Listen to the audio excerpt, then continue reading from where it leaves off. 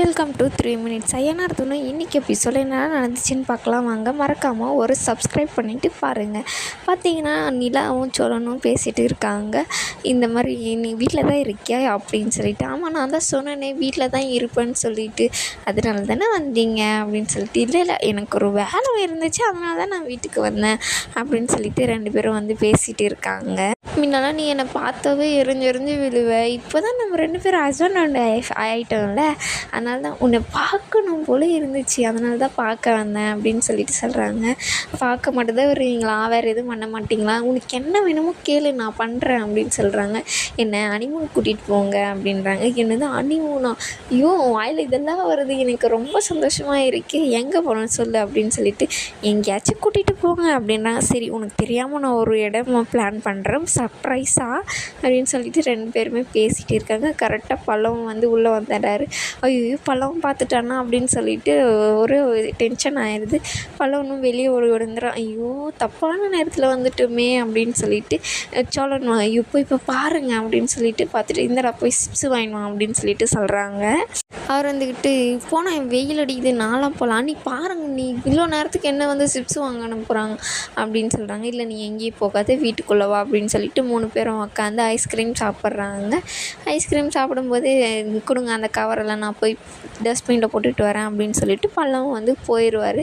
நிஜமாகவே நீலா நீ என்கிட்ட ஹனிமூன் தான் கேட்டியா, ஆமாங்க போகலாம் அப்படின்னு சொல்லிட்டு அவங்க வந்து 2 பேரும் பேசிகிட்டு இருக்காங்க. அதுக்கப்புறம் வந்து பார்த்திங்கன்னா இவர் சேரன் நல்லா வந்து உக்காந்துட்டு இருக்காங்க. என்ன ஆச்சுன்னா என்ன அப்படின்னு சொல்லிட்டு கேட்கும்போது அவர் எனக்கு ரொம்ப கஷ்டமாக இருக்குப்பா, இந்தாங்க டீ எடுத்துக்கோங்க அப்படின்னு சொல்லிட்டு சொல்லும்போது அவர் சொல்ல ஆரம்பிக்கிறாரு.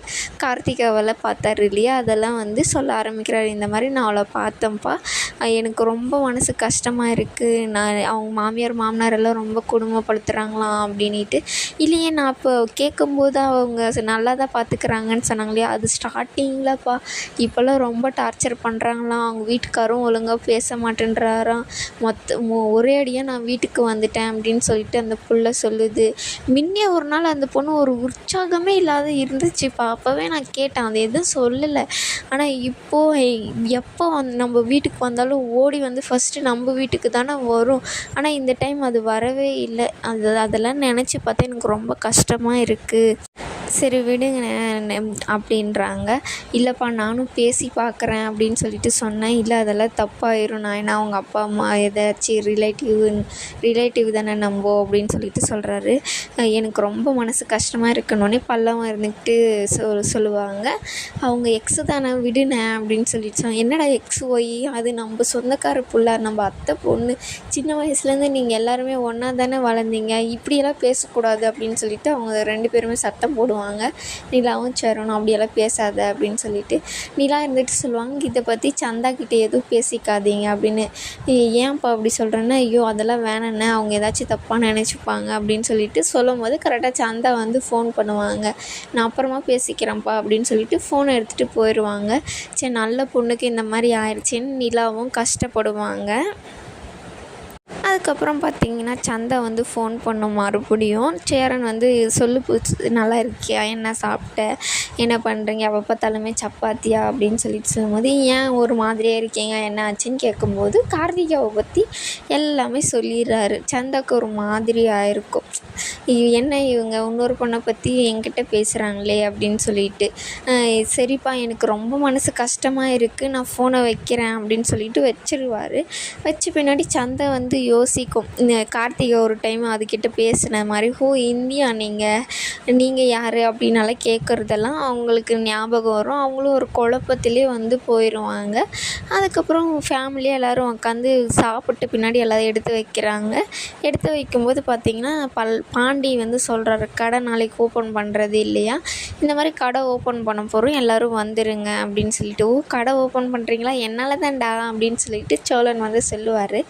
இது தேங்க்ஸ் கூட சொல்லலை பார்த்தியா அப்படி, சரிடா நன்றி ரொம்ப தேங்க்ஸ் அப்படின்னு சொல்லிட்டு. இதெல்லாம் வாயில் வர்றது ரொம்ப அதிசயம் அப்படின்னு சொல்லிட்டு எல்லாருமே கலாய்ச்சிட்டு இருக்காங்க. கரெக்டாக நடேசன் வந்து உள்ளே வராரு. வந்தவொடனே அவர்கிட்டையும் சொல்கிறாரு இந்த மாதிரி கடை ஓப்பன் பண்ணுறது. அந்த புள்ள அவ்வளோ பொறுப்பான பிள்ளையா அப்படின்னு சொல்லிட்டு சொல்கிறாரு. ஏன் அவள் கடைலாம் நல்லா தான் நடத்துவா அப்படின்னு சொல்லிட்டு சேரனெல்லாம் அவருக்கு சப்போர்ட் பண்ணுறாங்க.